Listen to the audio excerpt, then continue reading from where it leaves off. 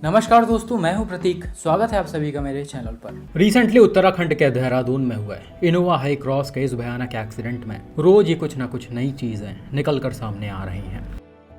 हालांकि एक्सीडेंट के जो मेन रीजंस थे वो मैंने आपको पिछले या फिर उससे पहले के वीडियो में बता दिए थे कि कैसे चीजें स्टार्ट हुई और एक्सीडेंट एग्जैक्टली किस वजह से हुआ।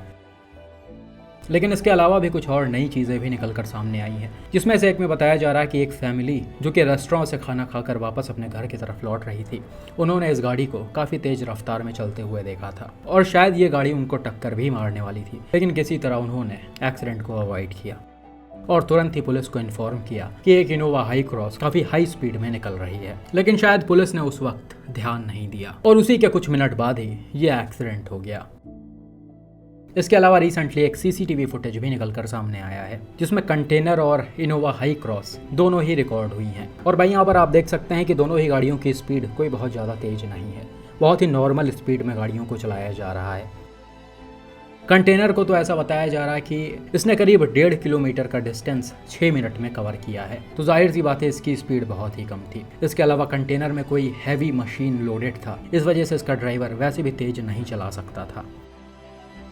लेकिन वही इनोवा के ड्राइवर को देखें तो ये भी नॉर्मल स्पीड में ही चल रहा था। अब इतने ही दूरी में इनोवा के ड्राइवर को कौन सी चीज़ ट्रिगर कर गई वो क्लियरली सामने नहीं आ रहा, क्योंकि जिस चौराहे पर ये एक्सीडेंट हुआ वहाँ के कैमरे शायद कुछ घंटे पहले ख़राब हो गए थे और कुछ घंटे बाद ये अपने आप से सही हो गए। अजीब ही सिस्टम चलता रहता है इंडियन रोड्स का।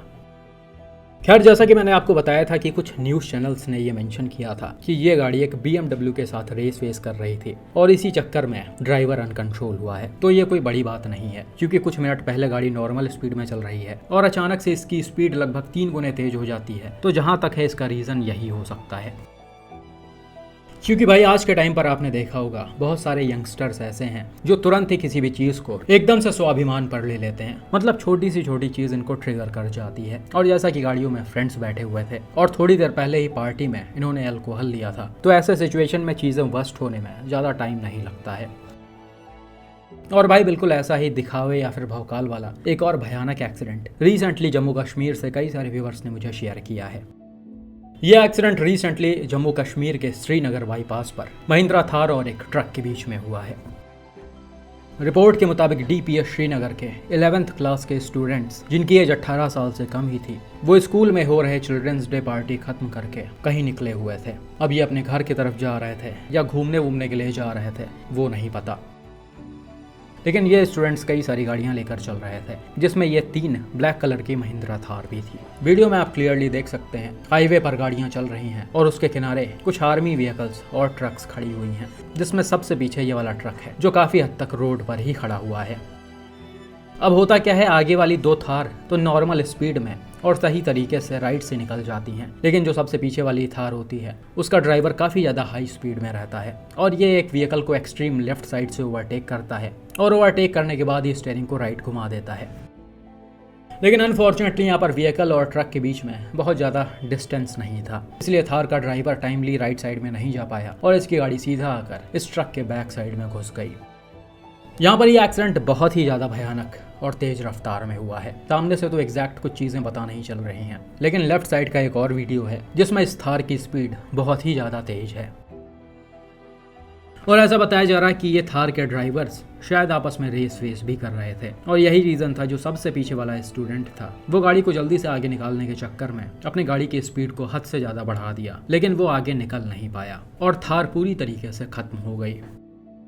वीडियो में आप क्लियरली देख सकते हैं इसका लेफ्ट साइड वाला हिस्सा पूरी तरीके से डैमेज हो गया है। डायरेक्ट इम्पैक्ट से इसका फ्रंट खत्म हो गया, डोर उखड़ कर बाहर आ गया, पिलर्स टूट गए और छत भी पूरी तरह से उखड़ कर गायब हो गया है। हालांकि यहाँ पर SUV के एयरबैग्स टाइमली ओपन हो गए थे, लेकिन फिर भी ये टक्कर इतना ज़्यादा भयानक था कि इसमें अनफॉर्चुनेटली 2 स्टूडेंट्स की ऑन द स्पॉट डेथ हो गई, जबकि एक को काफ़ी ज़्यादा मेजर इंजरीज आई हैं। हालांकि कुछ जगह बताया जा रहा कि शायद उसकी भी डेथ हो गई है, ये चीज़ अभी कंफर्म नहीं है। उम्मीद करते हैं वो सही हो। बाकी आगे चलने वाली 2 थार रुकी नहीं, एक्सीडेंट को देखने के बाद भी वो लड़के स्पॉट से निकल गए। तो भाई यहाँ पर जो हुआ वो काफ़ी बुरा हुआ। मैंने तो कई सारी चीज़ें यहाँ पर ब्लर कर रखी हैं, लेकिन जब इसके आप ओरिजिनल फोटोज़ देखेंगे तो आपको समझ में आएगा कि ये कितना ज़्यादा दर्दनाक एक्सीडेंट हुआ है। पूरे गाड़ी पर सिर्फ खून ही खून दिख रहा है।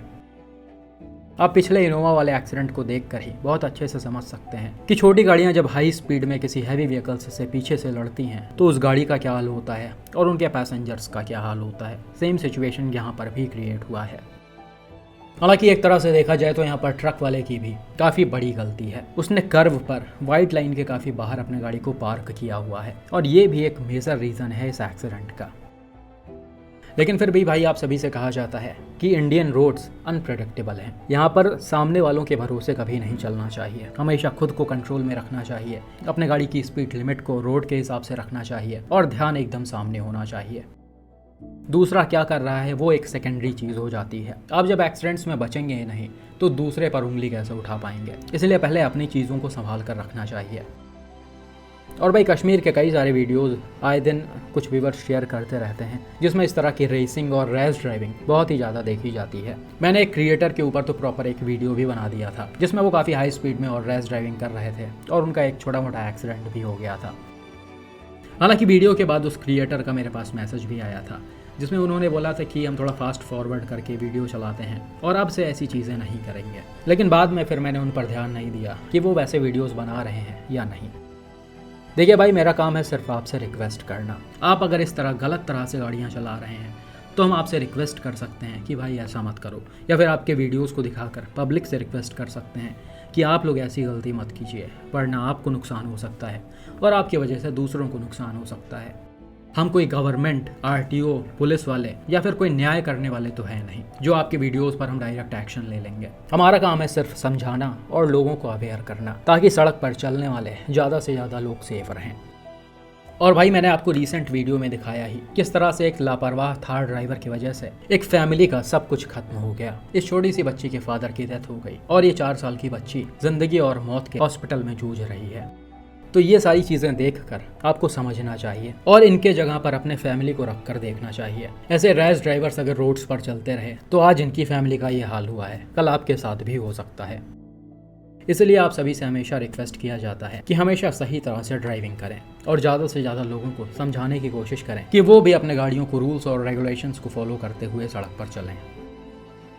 बाकी भाई इस थार वाले एक्सीडेंट में जिससे स्टूडेंट्स की डेथ हुई है उनके पेरेंट्स के ऊपर कंप्लेन रजिस्टर कर लिया गया है और उन पर स्ट्रिक्ट एक्शन लिया जाएगा। ये तो नॉर्मल सी चीज़ है, पेरेंट्स को खुद ही समझना चाहिए और अपने बच्चों को ऐसे फ्रीली गाड़ियाँ नहीं पकड़ाना चाहिए।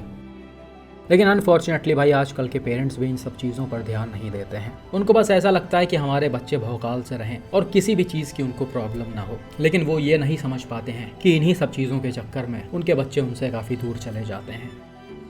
इसीलिए सारे ही पेरेंट्स से रिक्वेस्ट है कि इस तरह की चीज़ें अपने अंदर कभी मत लाएं। बाकी भाई आपका इस एक्सीडेंट पर क्या मानना है कमेंट करके ज़रूर बताइए।